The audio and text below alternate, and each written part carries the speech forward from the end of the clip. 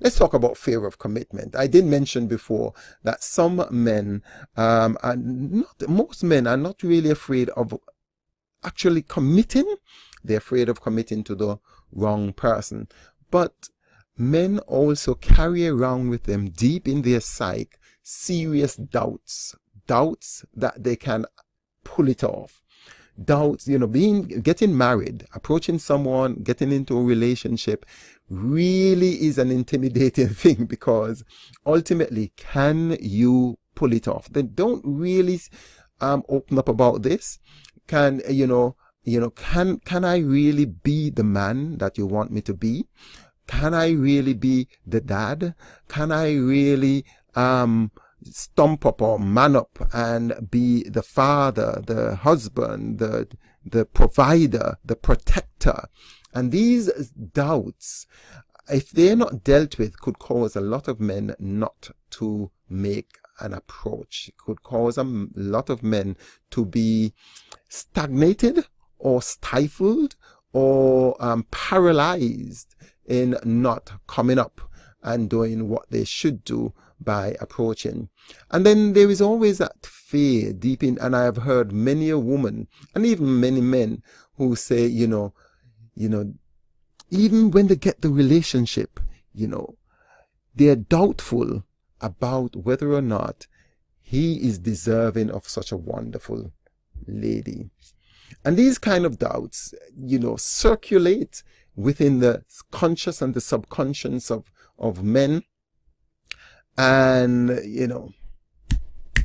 these kinds of doubts circulate within the conscious mind and the subconscious mind of a lot of men and paralyze them. And finally, can he really live up to the expectation? I spoke about this briefly, but there are not just her expectations, but the family expectation, the church expectation.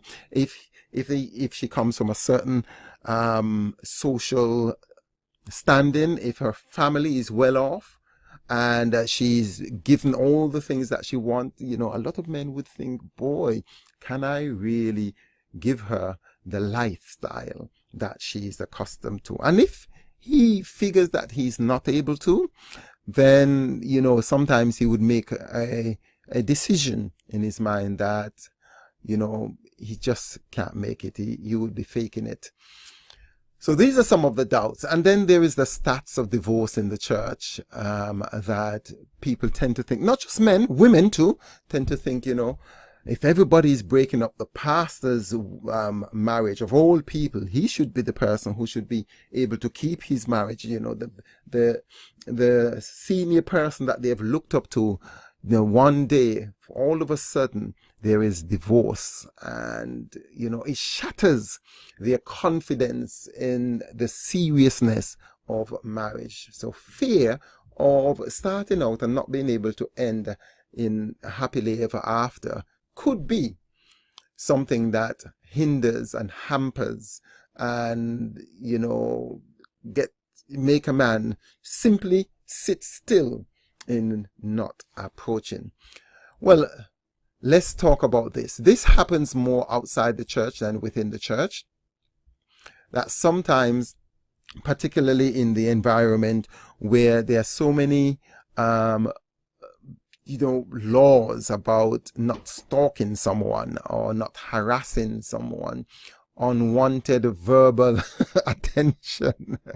Actually, I think there's some place in America where they brought in a law where you can't harass or give verbal attention to someone and they can report you. And in this environment where just looking at someone could be construed as harassment, there's a term they use, layering.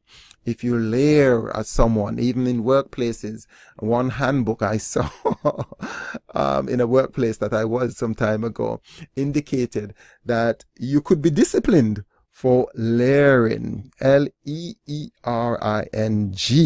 at some of the female staff.